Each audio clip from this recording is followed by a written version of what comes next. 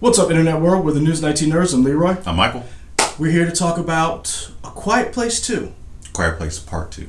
Is it Part 2? I think they called it Part 2. Interesting. Because that always makes it sound like it's fancier to me. That is true. It's just a 2. It does say a Part 2. Part 2.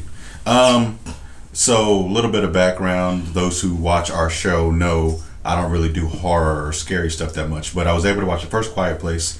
I don't know if it was on your recommendation or I might have just been forced into it, but I enjoyed it. That was my first question for you because you don't like scary stuff. So Yeah. it was intriguing that you actually because I didn't know, I couldn't remember if you had watched The first one. Yeah. Right. And so that was going to be my first question, because if you had, my question to you is how do you like this franchise? Because it's a franchise now. At this point, I think this is fine, and I think when we talked about it before, I think we made that distinction of I don't really do horror stuff, but I can do suspenseful stuff. Yes. And this was definitely more suspenseful to me than horror. There were a couple of moments like, oh, they kind of a little jump scares, but it was more suspenseful than horror for me, and I was able to deal with that. I feel like that holds true in Part 2 as well as 1, more suspenseful than horror. Did John Krasinski write the first one, or he just directed the first one? I believe he wrote it as well. So I know this one he wrote and directed. Yes. Because I feel like we talked about, for some reason we talked about the first one, but I don't think we reviewed it. But we talked about it a lot because we were saying we've done a lot of videos. We have done a lot of videos. We might have reviewed it and not even. And it's just, I think it's a thing of there are a lot of little things that are in this world that they a lot of movies where like there are like plot holes or little devices that help that don't build out the world, but it really feels like they thought about things in the first one and in the second one, like, oh, this is how this would work. That, you know, they're explain that for those at home who are like, what are they talking about? I think more so like in the first one, it's just like how they communicate and how they get around in the world and how they travel and traverse, and they really did a good job of setting up. You know, there are repercussions if they don't follow these rules, and they've got a system in place of how the family gets around, how they interact and communicate. And why? You're saying that there's a reason why. Like, it's like you see them do this, but then there's also a real cost for them not to follow. There's these a good rules. movie logic in it. It all makes sense. So you would say that this movie, the way it's written, follows its own rules. It sets rules and then follows them. Yeah, and I'm sure like the super people know it broke a rule here, but for me, it followed its own logic. It's interesting you said it, because we've reviewed a few movies that have come out this year who seem to have not followed their own rules. Fast and Furious. For what's it? What? Fast 9. I mean, the Fast and Furious. I love the Fast and Furious franchise. They make up rules here. You know, it's whatever. Only rule that matters is if you land on a car, you're safe. That's the only rule that matters in Fast and Furious. Other than that, it's whatever. If you don't land on a car, Gal Gadot. Yeah, then you're gone. Yeah. Yeah. Or if you die in a car, you're safe. Maybe. If Mr. Nobody saves you. Yeah, that's true. Yes. Don't explain how you're safe. You're just safe. Okay. But anyway, watch our Fast 9 review. But yeah. Or don't. I mean, that's up to y'all. We'd appreciate it, but yeah. So those are my thoughts. I really enjoyed this. I enjoyed all the people in it. I know there's a person you don't like, and I don't know why you don't like Noah Jupe.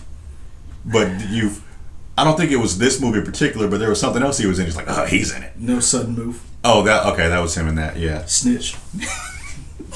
But I thought like you didn't like him before that. I didn't like him because he was in A Quiet Place 1. Oh, okay. Cool. It's not that I don't like him.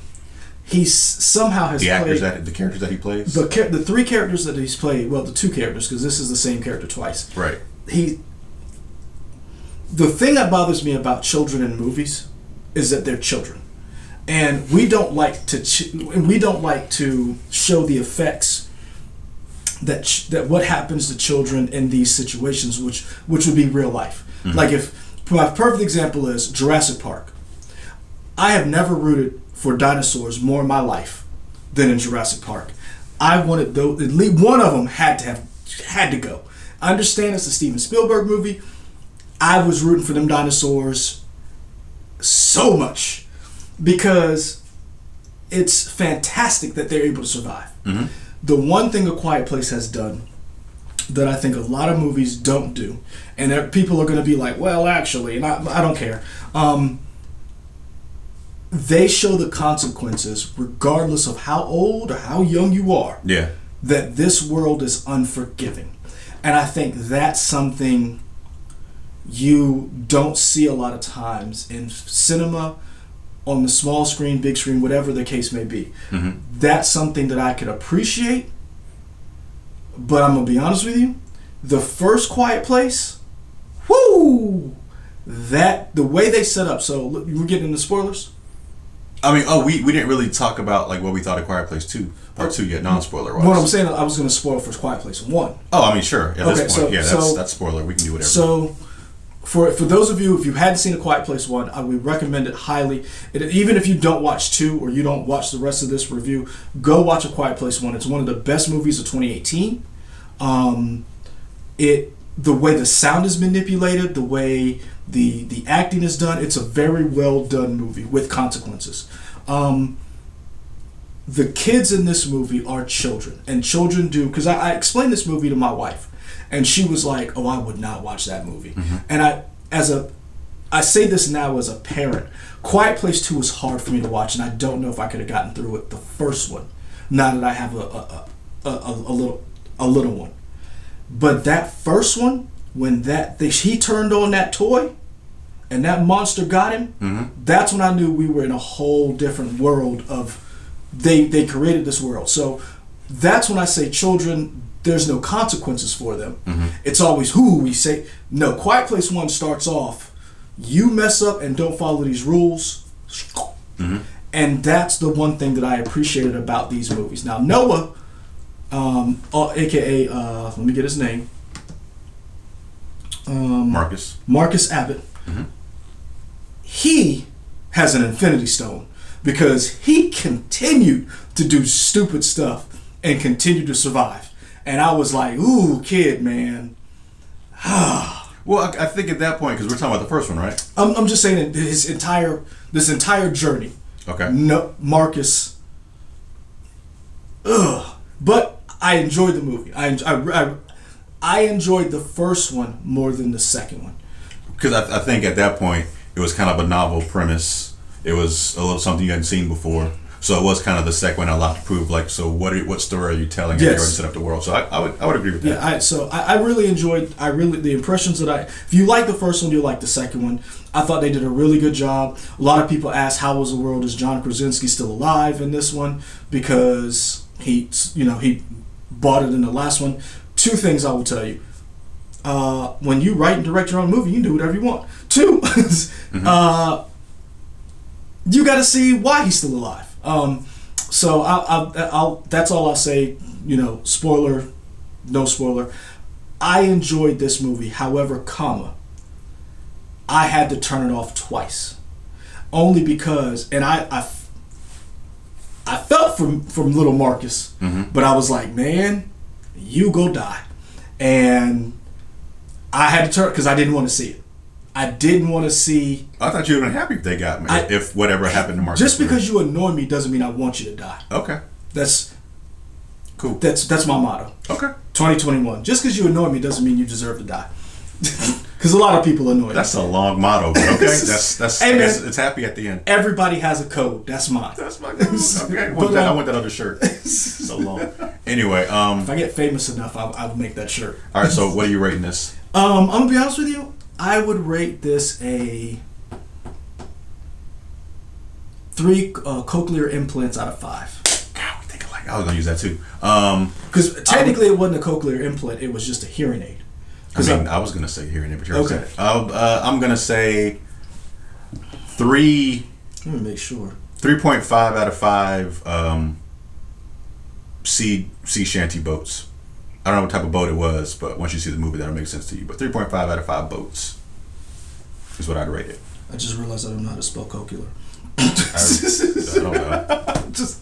I tried to look it up, and I was like, "Oh, I don't know how to spell that." And Google was not helpful. Yeah. I enjoyed this movie. I don't know if I'd watch it again, mm-hmm. but I would go back and watch it. So we talked about it, but we didn't fully say. So we didn't see this in theaters. We saw this on Paramount Plus. That's part of the reason why we're watching this. We're reviewing this because it finally came to Paramount Plus. Yeah. And that I saw it and I was like, hey, we should watch this and review it because we enjoyed the first one. Mm-hmm. And this was a movie that did come out in theaters. It was highly recommended. It was one of this. People were like, it's one of the best movies of 2021, which is funny because it was supposed to come out in 2020 and got pushed back. So that's how we watched it. That's why we're reviewing it now. So if you did know, it's on Paramount Plus if you have that streaming service. Yeah. I don't know if the movie was doing this intentionally or not, but all the black people died. Yep. I don't know if they were like, yeah, we're going to follow into the trope of killing on black people, or maybe they're just like, whatever. I didn't know Jamin was in the movie. Once I saw him, I was like, oh, you're dead. I knew it, and he died. I thought it was interesting that they got to a safe haven place or whatever. And I thought there was going to be some type of mystery, like maybe they were sacrificing people to the monsters to keep that place safe or whatever. But no, it turned out to just be a safe place. It just so happened that the monsters. You went that way. I thought that was going to be a twist. They were like, oh, it seems idyllic, but really they're doing something to make it idyllic. But it was. It's just that the monsters got on the boat and the boat just followed them. Well, I don't know. So in a movie like The Quiet Place, where we see what I don't want to say the gimmick, because it wasn't a gimmick. The novelty, I would use your phrase, the novelty of it. What story are you trying to tell me in part 2? I thought it was a very audacious thing to go back to this world, because I was like, you got to stick the landing. You have, like, if you make this, you've got to show me this was worth it. I think they did a good job of that. My problem with all of this is that they did when you introduce more characters, which is what this movie did, you have to justify them showing up, or at least explain. You got to give a little bit more background, in my opinion. And I'm no film expert. I didn't go to NYU film school, nor did I go and then drop out. I didn't graduate from it. It's just when I watch a movie, I say, what is the purpose of this person? Why did you? Because there's some type of conversation. I noticed all the black people didn't make it, and I'm like, well, maybe we just need to make other movies with black people so they can. Sure. Thank you, Jordan Peele. Well, I mean, they make it by the skin of their teeth. Sometimes they're not the same. Technically, they made it. Yeah, it's like physically, they forever changed. Emotionally, maybe not. Yeah. So really, should we be thinking Jordan Peele? I don't know. You said it. I didn't say that. But so when I saw the cop in the beginning, I was like, oh, this is this moment where, okay, this is how everybody, and I was like, oh, so it's just every man for himself. Cillian Murphy is very underrated. I think he's one of the best actors in Hollywood that people do not pay attention to. And he's in a lot of genre stuff. And I thought he was phenomenal in this. I thought he was when I say you got to introduce people, explain, I think he was done very well. Even more so than the rest of the main cast. Well, who else did who was new people they had to introduce? Because everybody else was returning. Returning, I'm sorry. I think his character development was better than anybody else in the main cast. I'm sorry. Got it. As a new person, I felt like he did such a great job. To me, he outshined, with the exception of Millicent, who plays John Krasinski's daughter on screen. And let me get her name real quick. Her real name is Millicent, but Regan. Yeah. So I thought those two characters stood out the most as far as like who they were, what their accomplishments was. I thought Marcus, Noah Jupe's character, just kept effing up. And I'm like, I understand they're children, and I understand children are going to do certain things, but you've already seen so much horror in your life, you should be smarter than this. And I thought he was not. Like, give me an example of him. I don't know, screaming when he got caught in a bear trap, leaving the compound when his mom told him not to, putting the oxygen tank on the baby when he shouldn't have, jumping back into the... Okay, calm down. First of all, I think anybody would scream if a bear trap got on your leg. I feel like anybody would scream if a bear trap got on your leg. The initial scream I'm going to give you. Yeah. But when you realize the situation that you're in, when you saw your little brother standing on a bridge, gone. Yeah. your brain rewrites, man. It's fight or flight, and you. But the fight or flight is happening right now. What I'm saying is, you've seen some stuff. Your dad just got killed, Okay. screaming "I love you" Uh-huh. not too long ago. Mm-hmm. So you just go scream that everybody dead. He didn't do it on purpose. It's not like he went out and screamed. Something happened to him. I understand that. I'm just once like I felt for him. I did. Mm-hmm. But Emily Blunt was like, I need you to stop crying. Like, I was just like, whoo. So I'll give you that one. Now everything else, I'll agree. But I mean, a bear trap. I was like, I'll give you that one. I'll give you that one. But when the thing dropped and the baby, I was like, all right, you're kind of messing up. I mean, I'll give you all like that if you'd have just stayed put. Yeah. You just sit where you were told to. Mm-hmm. Why did you go exploring? Yeah. Your mama told you to watch that baby. It's like when he caught, and I'll see. That's what Emily Blunt said. I don't need all of that.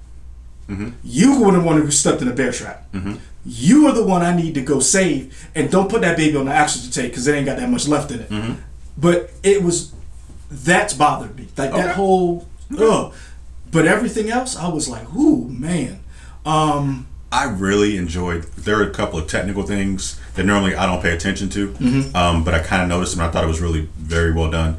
The way the audio mixing was between when the scene was for people who could hear, as opposed to Regan's character who is deaf, and it would go from like fully loud to silent. Train station. Yeah, and especially Brilliant. at the very beginning when it would cut between when we were like experiencing what she was experiencing with no sound, as opposed to like John Krasinski or whoever with the sound. Like it was just very well done audio mixing. Oh yeah. And I don't know if this is the DP or whoever this person is, but there are a lot of scenes were shot where you could see the incoming dread coming because you could see the creature like off. It wasn't like the main focus, but you could see it coming. You're like, oh. And I don't know how it hits you, but for me, it like kind of built up this sense of dread because I could see it coming, but the other characters didn't realize what it was. And I thought and it was done so many times throughout the movie. I know it was intentional, and I just thought that was shot very well.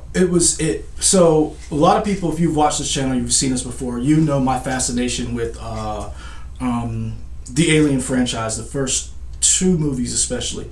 Third one is where it kind of goes a little hairy, but the first two, if you looked at those shots, the way you talked about the dread, Alien and Aliens did that a lot. So there's a perfect example is like when the bus in the beginning of the movie, we've seen that trailer shot as Emily Blunt is driving the car backing up, and then that that bus is coming, yeah. And you see something move, and then you realize what it is. Or when Emily Blunt, and it seemed to happen a lot to Emily Blunt. Like, I don't know what John Krasinski was doing. Like, was he mad at his wife that day? So you saw the shot, and then you wouldn't hear it, but you would see something moving in the background, and so you saw that. The differences in Alien, which I thought was very interesting in A Quiet Place, is they did the opposite. In Alien, you wouldn't see it, you would hear it. You would hear that it's this clicking noise that they would make, and you wouldn't know where it is, and then you would freak out. You were like, oh, I need to get out of here. And when you least expect it, that's where it is. So like if you go back and watch James Cameron's Aliens, when the Space Marines are down in the industrial park, and you hear the tracking noise that makes the sound, it just makes that beep, and it's that dreaded beep, and you're looking and everybody's looking, and then the camera tracks up and one of them's in the ceiling, and it just starts this whole pandemonium. A Quiet Place was the exact opposite of that, where it was, we're not going to give you the sound, we're going to show you, and then that character has to react, but they don't even know it's there. Right. And I thought that was really well done. For most horror movies, is there's also music that builds up to that point.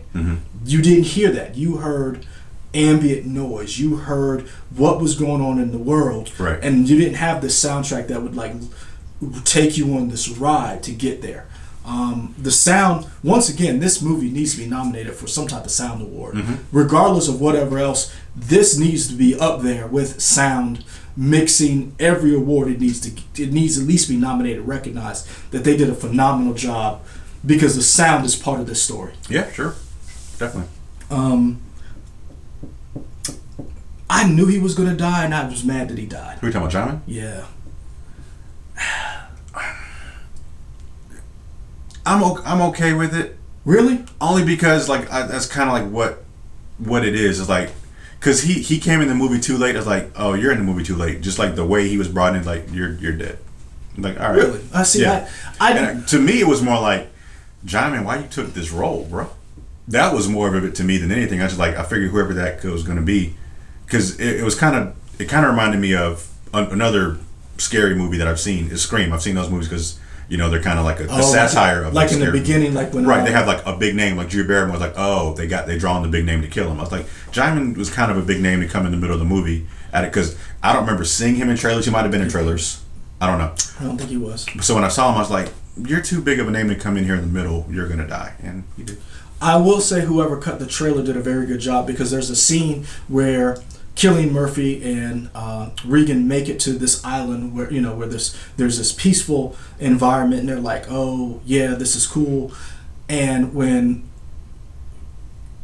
Cillian Murphy's character realizes one of them made it there, and he's running, he's like, and everybody's like, huh, what's going on? Right, they're not used to it anymore. Well, it's not just that they're not used to it. I thought it was very well done when they edited the trailer, that you might have thought this was part of, like, a lot of people were wondering how like a flashback or something. But the flashback, a lot of people thought this was a prequel.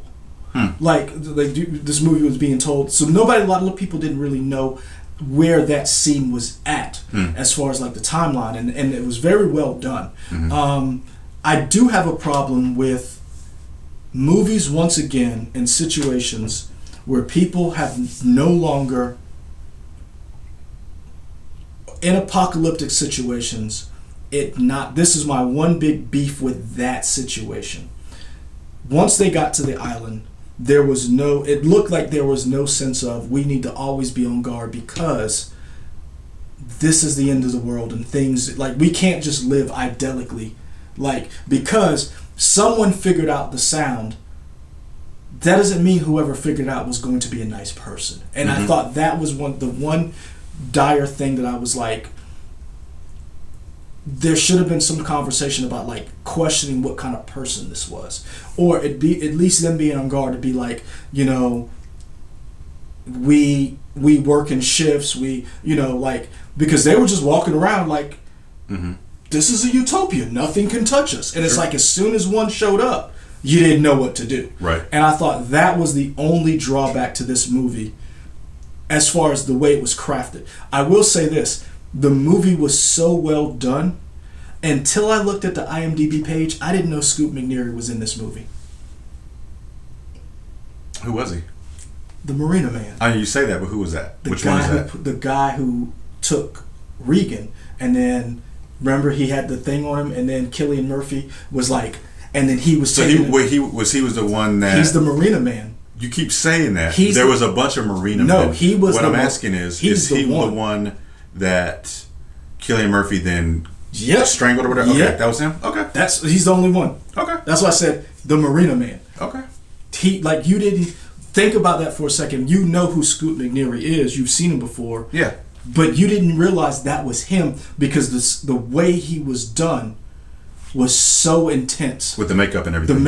With just the makeup and just his acting. He never spoke. Think about that for a second. He was so menacing that you did not know what he was going to do. He never spoke. And he honestly didn't kill anybody. Like, think about how menacing a character he played. That he was not necessarily the main villain, but he was when Cillian Murphy's character, Emmett. When Emmett says, you don't know what it's like. These people aren't what you think they are. Right. He's what he was talking about. And you were always wondering what kind of people were out there, and then that shows up. Sure. And he's so dangerous. He didn't speak. He didn't kill anybody, but you knew you were in a effed up situation because you did not know what was going to happen. And that's how good he was. Yeah. And I commend them for that. I would like to see more of that kind of work done, because that shows you how good the movie was written and how well it was done. That this character didn't talk, didn't know who he was, just shows up, and you're like, oh yeah, we effed up now. Yeah, we should have kept going. We should have left that little girl exactly where she was. Yeah. Yeah. That whole society of those people was interesting because we don't really know how all the rules work, but like that group was very menacing. I thought it was interesting that little girl was kind of like a lure to take people out, but it was wild. Do you not understand? Do you not remember Mad Max? Yeah. That's bait. That's exact. When that little girl was there, I was like, that's bait. Yeah. I love that meme, by the way. When people are like, you've not seen it? Like people are arguing online and somebody will say something like so outlandish and somebody else will post it and be like, that's clickbait. That's bait. Yeah, I love that. That's as soon as I saw that little girl, I was like, see, you're nice people. In order to survive, you can't be nice. I mean, Emmett was trying to not be nice. He was trying, but man. Evelyn was just like, nah, you got to get my girl. Emily Blunt was, that's the one thing I will say that I was a little upset about, that I felt like, you mentioned Jamin. Emily Blunt to me was a little wasted in this movie at the expense of building up everybody else. Yeah, I mean, I would agree with that. I also think you could make an argument that like this time, this wasn't her movie this time. And I will say that, so the end of the movie, when you saw Marcus and Regan rise at that, the way they shot that at the end, I thought that was a nice touch. I thought that was like a very well done, here they've arrived. Now the question is, if they do a part 3, is it their journey? And do you start with them trying to reach each other? Because I thought that was something that was interesting too. I was expecting this lost moment with Matthew Fox and Evangeline Lilly. Evangeline Lilly. Yeah, and where they were like, we have to go back. I was expecting that in this movie, and they didn't have that. And because you got to go back. Yeah. But that's what I'm wondering, is there a part 3 in the works? Are they going to show them years in the future where Evelyn is hanging out with, Marcus and, Oxygen Baby, and they're not in a position to leave, and then Regan's like, I'm going to come back and get him, and somebody else that she met on the, nice society is like, why would you leave? We have such a nice society. And she's like, I'm going to go, save my mom, whatever. And it's like, I don't know sign language. I don't know why you would have even pantomimed what you thought was sign language. What I'm saying is that's what she would do. Got it. Sorry, I didn't mean to offend anybody, but I'm saying that's however the sign language works. Yes. That part of the movie, you're going to see that, and I think that would be such an interesting way of cutting back and forth like they did in this movie. Sure. These two groups trying to reach each other, and this idea of her being on the island and them not letting her leave, and her saying, I'm old enough, I survived, you people are soft, I'm going to go find my family. Yeah. So is that a way they're going to go, or somebody else? And then these two kids show up saving people. It would be very interesting to see where they go, because you can't, like, Hollywood, the way Hollywood works is once an idea works, they're going to beat it to death. Yeah, it's going to be interesting to see if they make it through, and only because since this came out post-pandemic in theaters, like it definitely, I think it's fair to say it would not have made as much money as they would have liked had the pandemic not happened. So I wonder if that will affect, if they'll look at the box office differently as to decide whether or not to give a third one the green light. Good. Very good thoughts as well. So that's it for us. If you liked the review, didn't like it, leave a little comment down there. Like, comment, subscribe. We've got other videos. I don't know if we actually did a First Quiet Place. I know we've talked about it, but if maybe we did, we'll search and link it. Yeah, well, maybe. If we didn't, we're not going to go back and do a Quiet Place review for you. No. Just trust us, it was good. It's a good movie. So for Michael, where else can they find us? Right here. Also on the YouTube. On the YouTube. Yeah, also Twitter, Instagram, Facebook. Maybe WLTX.com. I mean, things are in the works. Who knows? It may make a comeback. I don't know. But yeah. And we're out. Peace.